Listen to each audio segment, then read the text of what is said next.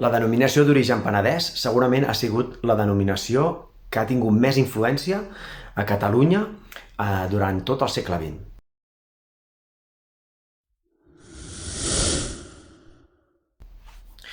És la denominació d'origen que ha portat la veu cantant, segurament per la seva proximitat amb el mercat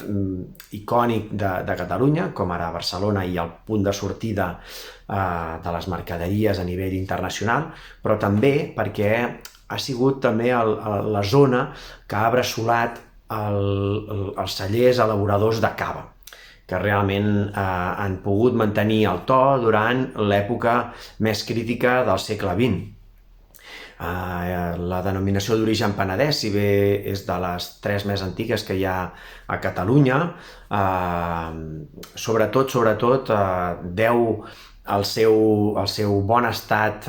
de número de cellers, un 150, al fet de que molts dels cellers van apostar clarament per elaborar un producte a l'estil de la xampanya,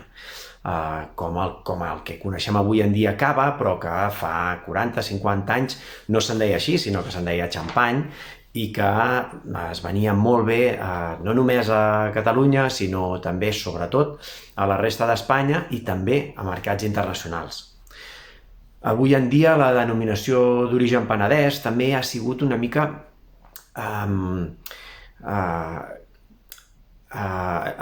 atreta per aquest interès a nivell internacional pels seus productes. I, de fet, el fet de que els cellers, la major part d'ells, facin productes espumosos, cava la majoria, doncs fa que hagin sigut capaços de captar l'interès dels mercats internacionals. I en aquest cas hagin adaptat primer, abans que altres zones també de Catalunya, tot el que eren les noves tendències internacionals.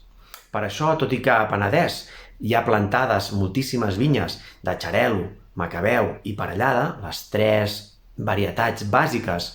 per elaborar cava, també ha incorporat molt chardonnay i també ha incorporat en varietats negres, que era un dels punts importants per poder vendre els seus productes a nivell internacional, també en vi negre, ha incorporat Cabernet Sauvignons, Merlots, Syrah, etc. Això ha provocat un desajust en la producció local. Us comento, bé, molt ràpidament, Penedès, si bé no és la denominació d'origen que està més a prop, està situat aquí, això és Barcelona, si bé no és la denominació d'origen que està situada més a prop de Barcelona, sí que té una línia molt ràpida, molt directa amb la capital catalana,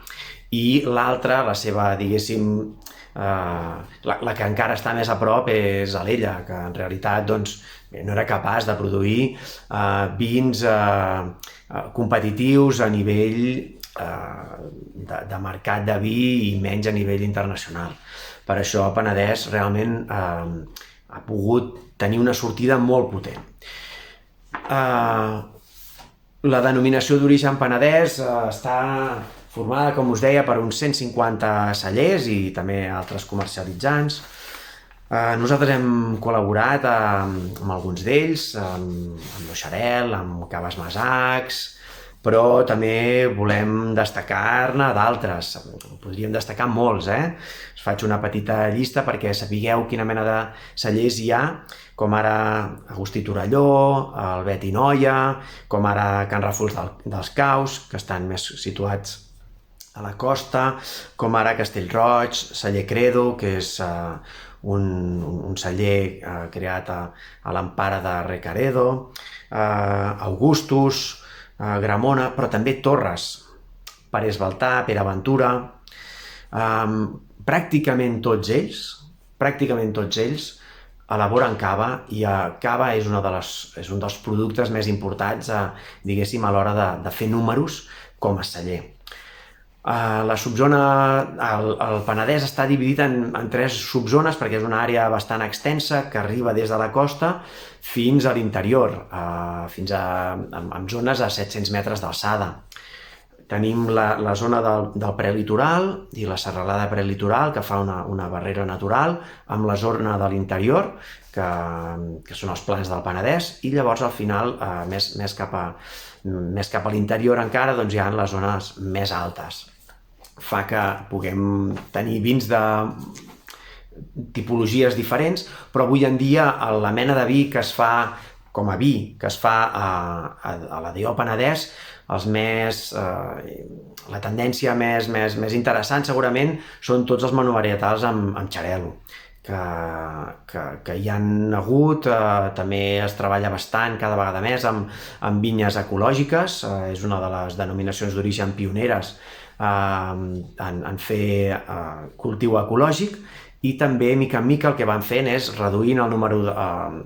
d'additius, sulfits, molt treball en biodinàmic en aquella zona. Són tendències que han adoptat, que volen abanderar com a denominació d'origen i ho estan aconseguint. En vins negres